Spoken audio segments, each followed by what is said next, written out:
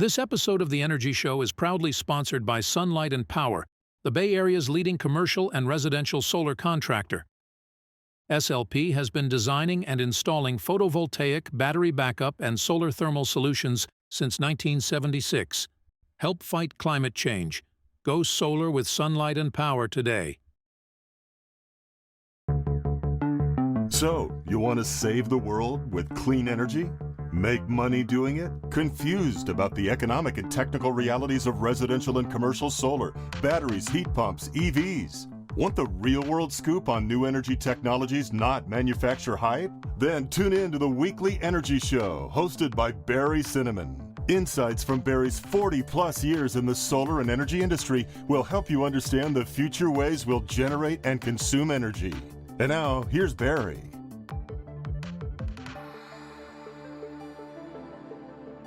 Welcome to this week's Energy Show.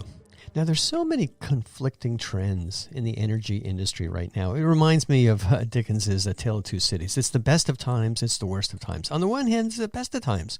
There's increasing demand for clean energy. The economics for customers are getting better. The equipment costs, like solar panels and inverters, those are coming down. We have much higher electric rates, which really sucks, but that means that people really need clean energy solar solutions even more. And with the IRA, the incentives are bigger in a lot of different ways, including not only solar, but also heat pumps. On the other hand, it's the worst of times. We've experienced the first ever decline in rooftop solar installations in California, and I think that the numbers are going to be about flat for the U.S., no real growth. The growth of electric vehicles is slowing down, and not only because of cost, but because when the electric rates go up, the economics aren't as good. I kind of see how the incumbent fossil fuel companies have regained their mojo. Berkeley decided to not pursue their natural gas ban on new hookups. That was by the fossil fuel companies that we're not going to allow people to take the gas stoves out of their that are dying hands. So that's not going to happen. And that's not going to happen throughout the country. So there's not going to be these natural gas bans. And then from a supply standpoint, there's a lot of interest in solar storage transmission, but there's a huge backlog in these new energy projects. They just can't get built, or we have to be realistic. They're not going to get built in 2 years. They're going to get built in 10 years. And like nuclear, you're not going to build a nuclear plant for like 2 decades or more. So basically, because of these conflicts, more demand but less supply, it's increasingly clear that our electric grid's in a lot of trouble. We don't have the resources to affordably meet that demand. So kind of thinking about this, and I came across this gentleman, Jon Semingson, who's president of Peak Demand, and we started chatting about that, and he's done some research on this. Now, Peak Demand is a talent access firm, and because having talent in the right places is what we really need to meet our clean energy goals. John's been in the recruiting business for 16 years. And in his recent newsletter, he's talking about these infrastructure challenges, things like the human resources that our industry needs, things like financing, and specifically things like transmission and interconnection queues. So I want to have John on the show. Here he is. Welcome to the show, John. Hey, thanks so much, Barry. Yeah, a lot of wonky stuff for sure, but it's all important. Yeah, it's wonky, but if people don't know about the wonk, they get surprised and they kind of point the fingers not at the real culprits. So first, tell us a little bit more about your company, Peak Demand. Yeah, thank you. So we've been working in the clean energy space for about 15 years now, really working nationally, being based out here in Roseville, Sacramento area. A lot of our work ends up being in California, but we do have a national footprint, primarily working within the, call it large commercial, community solar, utility scale markets primarily. We absolutely touch residential. It's not our bread and butter, but a lot of the manufacturing partners we work with are working a lot with residential integrators, installers. So even though we're not necessarily working with a lot of resi installers directly, it's a market that we're really attuned to as well. Yeah, the resi installer business in most of the U.S. is doing okay. I mean, they're suffering a little bit because of financing. But in California, there's probably more supply of good HR resources than demand at that point. But yeah, what we're looking here, we're based in Silicon Valley, is there's some really good talent, and we're beefing up our team pretty effectively and very happy about that. But you kind of touched on it. There's 2 types of human resource shortages. One is the skilled construction labor, and the second is like the top-notch executive talent. Tell us a little bit about those distinctions. Yeah, absolutely. I think everybody knows that we've got an issue with skilled trades across the country. If you've tried to do any home remodeling or getting a contractor to come out to do anything, it's getting harder and harder, and prices are going up. And particularly acute when it comes to electricians, actually. There was a recent article, I think, in the New Yorker that based on the folks retiring and aging out of the business and the lack of folks that are coming up that want to do skilled trades and be electricians, that in order for us to not only install the solar, the energy storage on the utility scale, but even if you want to put an EV charger on your house, or you want to change that natural gas stove into an induction cooktop, it's really, really hard to find qualified electricians. And they're anticipating we're going to need something like 50,000 more electricians every year for the next 10 years to meet demand, which is just an insane number. So we definitely have some challenges around that. But if you look across like the big labor numbers, two of the hottest growing jobs in the country for the last 5 or 6 years have been wind technicians, so folks that are actually out there doing O&M tech for wind turbines, and solar installers. So these are all jobs that are major, major pinch points for the energy transition. On more, what I guess I would call executive level roles, certainly as we see the utility scale market, so the very large power generation projects, finding project managers, construction managers, engineers that can design, develop, and get these things moving and constructed. It's another area we just do not have enough people to do it. Yeah, I feel the pain in two dimensions. One, both is a tremendous shortage of residential electricians in California, and that makes it very, very hard for a traditional solar company to get in installing batteries, because in order to install batteries, you need a very well-trained, experienced residential electrician. We could train the rooftop guys in a year or so, and they can be pretty productive, but it takes 10 years of residential experience or more to know how to do that. And then the other irony is, the electricians that may be out there, you tell them that, okay, well, thanks, you got to wire these things up, and they understand the Romex and the conduit and everything. But then you say, but then there's a 2-inch thick manual plus all kinds of electronic learning that are necessary to configure the systems. And a lot of them don't want to do that. So there's a huge shortage of talent. And to make matters worse, here in California, the utilities, particularly the IBEW, are trying to eliminate the C46 solar category, which would mean that only union-trained electricians could do that work. And I can tell you, as a fact, electricians do not like to go up on ladders. So you're not going to have electricians going up to the roof, and it will be almost impossible to find good battery installers. So we got challenges ahead of us. Not to mention the cost of union electricians, right? If everybody you're going to hire is going to be a union electrician for even a residential battery storage project, it's a huge cost burden as well. Yeah. And the new law in California starting January 1st, 2024 is that all commercial projects being sold have to be done at prevailing wage, which is basically union wage rates, which means that the little dentist that wanted to put 20 panels on the roof of their dental office is now going to have to pay union wages to do that instead of kind of the traditional trained solar electrician wages. Yeah. All right. Well, there's the HR issues, but the other thing that's kind of hitting us the more worst of times is financing, which is so key to industry growth. But tax equity is under stress, and then you've got these direct pay programs, but the paperwork's out of control to get directly paid. Yeah. I mean, we all know interest rates are up, right? Dramatically. Highest we've seen increases ever, I think is what it was. And that certainly has hit the residential market extensively.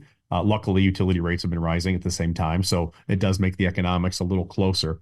But certainly, as you're looking to finance these very, very large renewable energy projects, I mean, we're talking in some cases billions of dollars for some of these things. Interest rates increasing at this pace, it makes a dramatic difference in terms of the rate of return that folks are going to be getting. And then, tax equity, and again, getting a little wonky, but for a lot of these projects to work, you need to have a tax equity provider that has an appetite for these tax credits.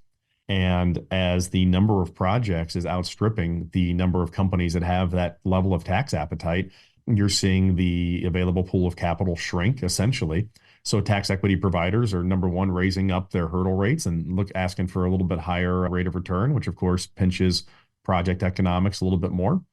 And they're also looking to kind of build some economies of scale by either going after larger deals or portfolios of deals that are bigger, which makes it a little bit harder for call them smaller projects. They're still very big projects, but they're the kind of mid-size community solar distributed utility type of deals can have a little bit harder time. And then you brought up the direct pay piece. It took the Treasury so long to announce what the actual rules are and how to access the direct pay. We're finally starting to see a few of these transactions, but it's going to take a lot more time for the market to really get comfortable and understand the rules and the regulations around it. Yeah, what struck me about direct pay, it sounds really good, but the first time we specifically encountered it on a project that we installed, it was a little commercial project, and the customer wanted to take advantage of direct pay because it was a nonprofit. And everything was hunky-dory. We did the project, they'll get the credit. And then they started trying to figure out how to file for it. And I got an email from the customer. It was a 3-page long email, 3 screens of fine print of all the different regulations that they had to comply with. And some of these, I didn't even know what these government departments were, but they were asking for extra information. So it will not work for small customers, either that or the small customers are going to have to pay a consultant 10 or 20 grand to kind of figure all this out. But it's really kind of crazy.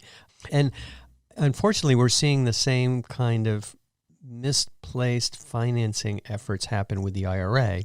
There's huge incentives for heat pumps and things like that. And our company's doing heat pumps too. But getting those incentives is extraordinarily complicated. So the money's out there. There are actually a lot of startups here in Silicon Valley that are kind of saying, hey, we're going to help you get the paperwork. But as one who's been filling out these utility and rebate forms for 25 years and automating that process, it's really, really hard to do on a scalable basis. So we'll see. It's the more worst of times.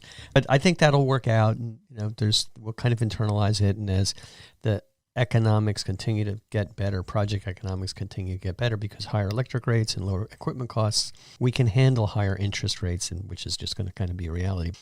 So let's talk about your recent observations on utilities' inability to meet our electric load growth. Yeah, it's the first time that we've seen, dramatic utility load growth in 20 years, really. We've had relatively flat demand.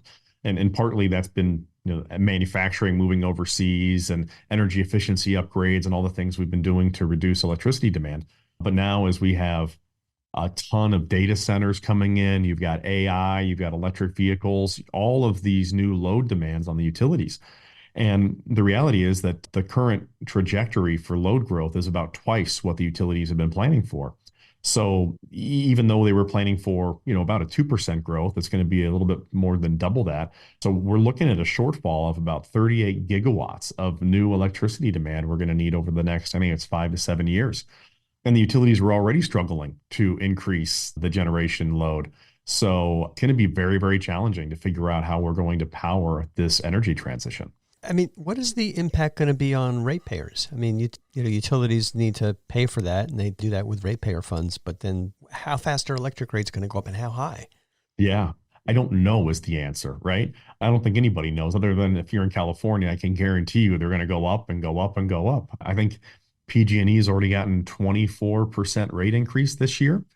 And interestingly, there are some proposals in front of the CPUC right now that are going to add fixed costs and try to change the rates around a little bit, but they'll find ways to monkey things around to make it better for them. But rest assured, as we have more demand than we have supply of electricity across the country, rates are going to go up. They just are. Yeah, so 2 observations on the public-facing activities of the utilities when it comes to rates. First, they'll pick a statistic about how insignificant the rates will really go up, and they're going to say it's not going to be that bad. But then every time you look back in retrospect, it's way worse. And then what they're doing is that they're adding fixed charges. So they're going to say your kilowatt hour costs are going to go down. That's going to be the publicity. There's some rates right now that I think are 67 cents a kilowatt hour here in PG&E territory. So they're going to say it's going to go down. Great. But then you're going to have, I think they want an average of $20 a month fixed charges. So, that's $300 or $400 a year. It's going to be higher for other customers. The utilities are guaranteed by law to generate the same profits they expected. So whether it comes from fixed charges or higher rates, they're guaranteed to get that. And that's the mistake that the Public Utilities Commission keeps making, is that they kind of allow that to happen. And if the utility says, hey, we got to bury 10,000 miles of electrical wires and that's going to cost $3 or $4 million a year, then they're going to have to raise rates to cover that. It's guaranteed. Yeah, I think the Public Utilities Commissions have forgotten about the public part of their code there. Yeah. Yep. Yeah. It's terrible what's happening there. So you mentioned the delays on transmission and interconnection queues. What are those? Yeah. What are the causes of those delays, and can we resolve those? Yeah. So when we talk about kind of interconnection queues for folks that probably don't do this stuff all day, every day like we do, if you're building a new generation project, a large one, you have to actually physically interconnect this power onto the transmission grid somewhere. And so there's usually a little bit of a land grab to try to find a place you can lease land to build one of these projects where you can interconnect to the grid, because you have to find a spot where there's capacity. And so what ends up happening is developers and other power producers come in and they make an interconnection application into the utility or the ISO that is actually running that power market. In California, we've got CalISO, the California Independent Systems Operator. So what has happened over the last couple of years is that they have had like way more applications than they can even process. In fact, they just decided, I believe last month, that the California Independent Systems Operator is not going to review any new applications at all in 2024 because they're still dealing with backlog from 2022 and 2023. So they're getting more applications than they can process. One of the challenges around this, and the reason it happens, is that there's a lot of money to be made on these projects, and the cost to fill out an interconnection application is not exorbitant. So there's a little bit of a misalignment in terms of how to do this, but it's taken the utilities months or years to go through and try to figure out how can we integrate these new resources onto the grid. What's it going to cost to upgrade substations and to build transmission infrastructure? And the queues are so backed up, both in California as well as in PJM, which is the largest operator on the East Coast. They're not even accepting new applications for power. So we have this increased load demand. We're expecting another 38 gigawatts of additional electricity demand, and we can't even process the applications to start building the infrastructure we need for this power. It's just a whole disaster. Yeah, and it sounds like processing the applications is something that's done, in an office somewhere with a bunch of, professionals. But building these transmission lines, let's say you put one out in the desert somewhere, you got to put wires from that location into, some local grid somewhere. And that's going to go over roads, over communities, around XYZ. And that's what takes so long. I mean, the construction may take 2 years once they say we're going to do it, but it's taking 8 to 10 years just to get permission for those power lines. So that's almost an insurmountable obstacle. The second thing is, all right, so let's say these things don't go in. There's a lot of power capacity, old power capacity, fossil fuel power capacity, more localized. Here in San Jose, we got the Metcalf Energy Center. It's in South San Jose. But the plan is to decommission that at some point, and because we'll be powering it with renewables, but we'll never get the renewables built in time. So all those old fossil fuel plants and nuclear plants, they're going to just continue to be running until these new wires get installed, which is a decade or more away. Yeah. And in some cases, these plants are not economical, right? I mean, not only are they polluting, but a lot of them are very old. They require upgrades and they're not super cost effective to run. I mean, new renewables, solar has been the cheapest form of new generation for the last several years. So, there's very real implications economically. Yeah. And when you say that they're not economical, there's much cheaper ways to do it. But then if the utilities say, hey, we're going to keep them running, we got to pay for all that maintenance. Oh, sorry, it's expensive to buy gas. We're going to have to buy the gas. Now we have to put in scrubbers. They make more money on that. So they make money either way. And it's just amazing how that's happening. Well, so obviously, I usually wear a distributed generation hat. I don't have a hat on right now, but it's generated half of the power in California on a clean energy basis. And because of the new state policies that happened with the net billing tariff, and that's decimated residential, how they've changed the commercial rules. You can't do virtual net metering. You can't do net metering aggregation, which basically means apartment buildings can't get solar because it's way out of whack economically. And even though we passed a new community solar law last year, California is still at the bottom of the pack when it comes to community solar because the utilities have process delays that are built in that prevent it. So it's, once again, anywhere where you can put an energy generation plant closer to the customers, they've walled that off. What's going to happen when supply doesn't meet demand? Are we going to go back to gas cars and slide rules instead of AI? I think you're going to find some of these companies have to get a little more creative. And, I've talked to a few organizations that are starting to develop, full microgrid island data centers and different things like that. So you might see some of that stuff start happening. But, ultimately, when demand outstrips supply, what happens? We've seen power outages in the past. I'd love to believe that we're not going to have another Enron-style rolling blackout situation. But I mean, if it gets bad enough, it absolutely could happen, right? But if nothing else, you're absolutely going to see prices continue to rise. Yeah, the prices are going to go up. That's kind of the natural thing that's going to happen. I feel like the whole state is like a frog in a pot of water that's starting to boil slowly, and we're going to get clobbered there. In the meantime, the utilities are following the rules and making a ton of money. All right, well, let's kind of following their rules that they got to build themselves, right? They're following the rules, and specifically one of the things that really irks me when we did the research last year, we kind of disclosed that we did this with the Solar Rights Alliance and CalSA. The utilities and their unions donated $25 million to the state legislators and the governor, and that's why the PUC was changed and kind of created all these new regulations that stopped residential, commercial, multifamily, community solar. There's a bill in the legislature that basically would prevent utilities from using ratepayer money, the money that you and I pay when we pay our electric bills, for lobbying, basically for lobbying in any way. Now, they can still lobby, but they have to use the interest that they earn on our money, which is, one step away. Hopefully that'll go through, but the dilemma is they'll spend $40 or $50 million fighting that so they can keep doing it. So we'll see.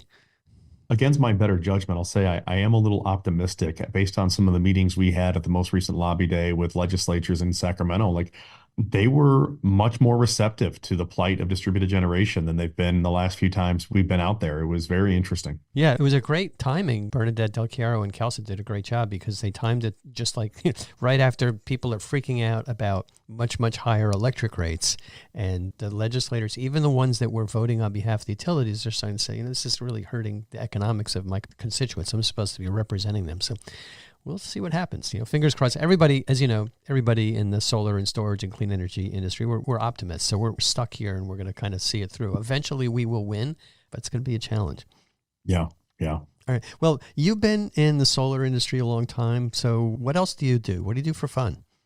What do I do for fun? I really like being outdoors and just doing stuff. I end up traveling quite a bit. I love hiking. Just you find me outside doing something most of the time. Yeah. Where do you go hiking? There's a couple of places up near Auburn that I really, really like, going up off the American River. There's a handful of trails out that way, up towards Tahoe as well. Anywhere really. Yeah. Have you done the river rafting on the American River? Oh yeah. Yeah. We've done the lazy float kind of on the south end of the river. Actually, this summer I'll be taking my teenager up where we want to do the kind of the whitewater side out of Coloma this year. I think we're going to do that. Yeah. I've done it a few times. We had a group, my family group went last year. Unfortunately, my wife got COVID at the time, so I sat it out while my kids went with our friends, and which was good because she doesn't even know how to swim, so she was just hold on to me and I'll wear a jacket. But that is absolutely a blast. And I'm the same way. I like to get out there and hike and bike, and not so many water sports anymore, but just it's terrific opportunities. And even when I was living on the East Coast, there's just tons of hiking trails and ways to get outdoors. All right. Yeah. How can people get in touch with you? Yeah. You can always find me on LinkedIn. Pretty easy to find. Or email me anytime, just jon@inpeakdemand.com. And what's the URL for In Peak Demand? It's just www.inpeakdemand.com. All right, great. Well, terrific. Thanks for joining us on the show, and thanks to all of our listeners for tuning in. If you missed any of today's show, you can always go to the Energy Show website at energyshow.biz and listen to the podcasts.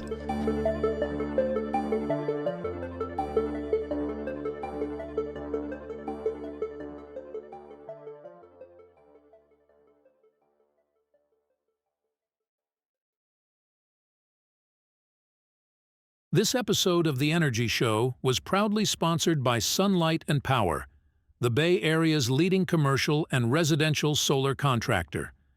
SLP has been designing and installing photovoltaic, battery backup, and solar thermal solutions since 1976. Help fight climate change.